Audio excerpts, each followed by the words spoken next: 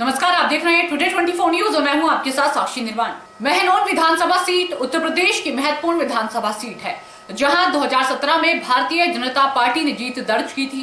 इस बार महनौन विधानसभा सीट के परिणाम किस पार्टी के पक्ष में होंगे, यह जनता को तय करना है। महनौन विधानसभा सीट गोंडा जिले में आती है। 2017 में महनौन में कुल 40.73% वोट पड़े।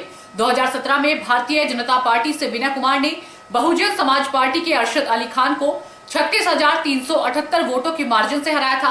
महनौन में अभी तक सपा और भाजपा में कांटे की टक्कर बताई जा रही थी, लेकिन कांग्रेस पार्टी ने कुतुबुद्दीन खान उर्फ डायमंड को अपना प्रत्याशी बनाकर महनौन के चुनावी संग्राम में नया मोड़ ला दिया है। महनौन की जनता कहीं न कहीं साफ सुथरे और बेदाग छवि के नेता की ओर झुकाव कर सकती है। को रोजी किसानों का आदर, आओ बिछाएं तरक्की का चादर। मेरा जनता के लिए यही संदेश है कि आपके पास टैलेंट की कोई कमी नहीं है। अगर अच्छा प्लेटफार्म आपको मिल जाता है तो आप गोंडा में ही नहीं बल्कि पूरे भारतवर्ष में अपना नाम रोशन करेंगे, और जब भारतवर्ष में आप नाम रोशन करेंगे तो पूरे दुनिया में आपका चर्चा होगा। क्योंकि यहाँ के नेताओं ने प्लेटफार्म नहीं बनने दिया। मैं चाहता हूँ कि आने वाले 5 साल में जब हमें अवसर मिले तो हम यहाँ के लोगों के लिए एक अच्छा प्लेटफार्म तैयार करें, जिससे ये अपनी रोजी रोटी खुद यहीं पे जो है अर्जित कर सके और अपने माता पिता के साथ में रह के देश की सेवा करें। अन्य पार्टियों के बारे में आपका क्या कहना है? अन्य पार्टियों में उनका अपना एजेंडा है, वो अपने हिसाब से काम कर रहे हैं। देखिए, अन्य में बहुत सारे लोग आ जाते हैं। मैं चाहूँगा कि दूसरे के बारे में ना बात करके जी।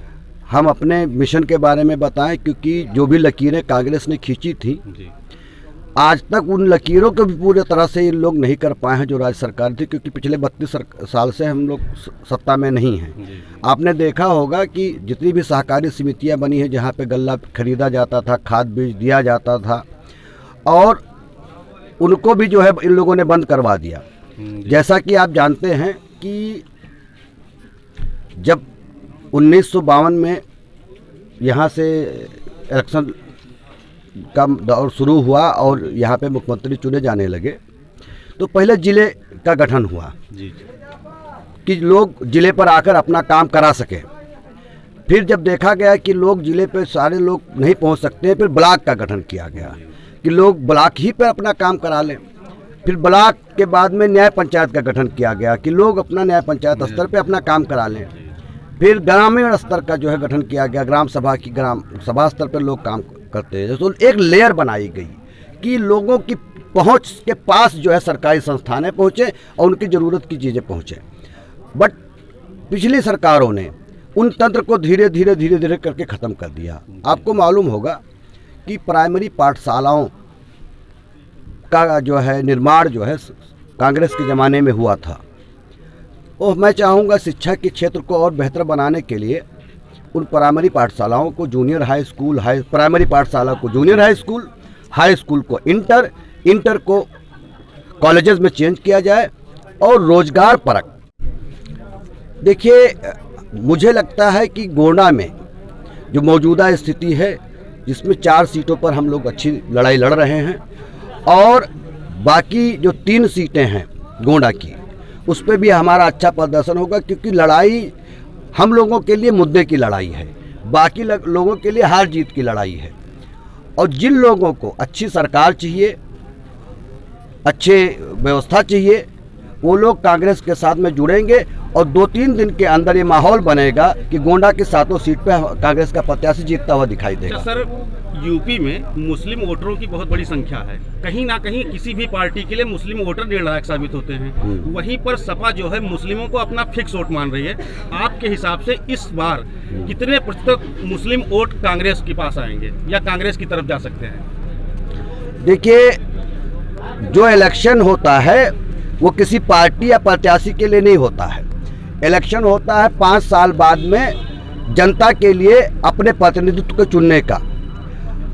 जनता ने निर्णय करेगी कौन प्रत्याशी बेहतर ढंग से उनके लिए काम कर रहा है और कौन आगे काम कर सकता है।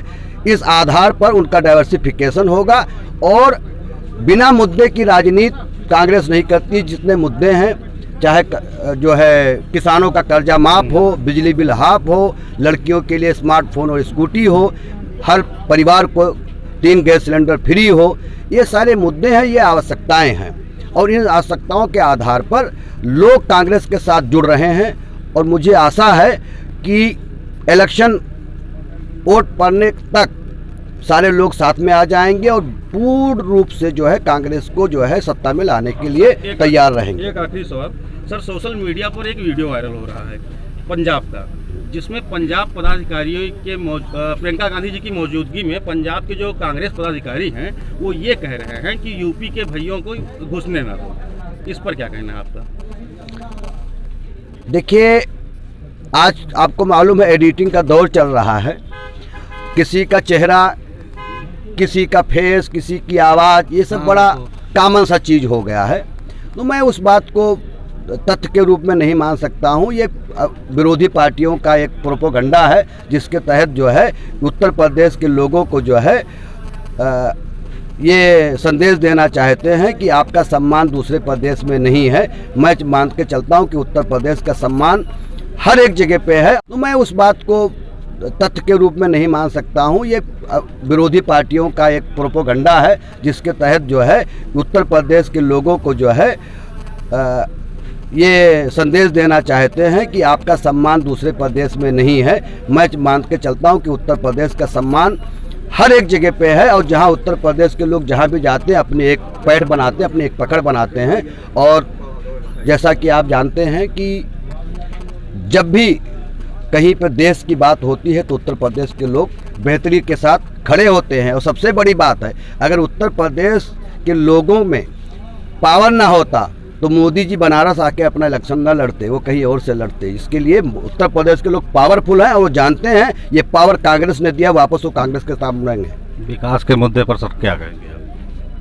देखिए, मुझे विश्वास है कि मैं चाहूँगा कि जिस ज़मीन पर मैं खड़ा हूँ उसकी बात करूँ तो बेहतर होगा। बिल्कुल। गोंडा में का जो विधानसभा महनौन है और गोंडा में जो है उपजाऊ ज़मीन की कोई कमी नहीं है जी।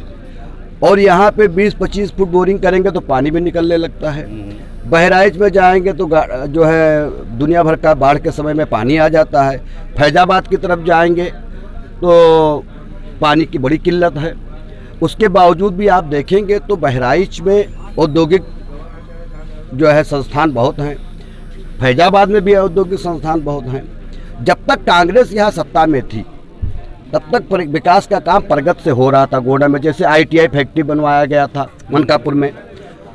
मैं आने वाले समय में इस गोंडा को एक नया प्लेटफार्म देने के लिए प्रयास करूंगा, जिससे शैक्षिक संस्थान के साथ साथ में छोटे छोटे उद्योग व्यापार से इसे जोड़ा जाए। जैसे हमारे यहाँ रॉ मटेरियल जिसकी मौजूद है, जैसे शुगर मिलें बहुत हैं यहाँ पे, लेकिन छोटे स्तर पर नहीं है, बड़े बड़े लोग उसका व्यापार कर रहे हैं। मैं चाहूँगा सिर्फ गन्ने के ऊपर निर्भर ना रहे यहाँ के लोग, बाकी बहुत सारी चीज़ें हैं, जैसे टोमेटो है, टमाटर, आप क्या पपाया अच्छा है, केले की खेती अच्छी की जा सकती है। लेकिन इनको सिर्फ खेती न किया जाए, इसे प्रोसेस करके एक फैक्ट्री उसी आधार पर लगाया जाए कि रॉ मटेरियल भी यहाँ मिल जाए और उसका फैक्ट्री लगे तो बाकी लोग भी रोजगार से जुड़ सकें।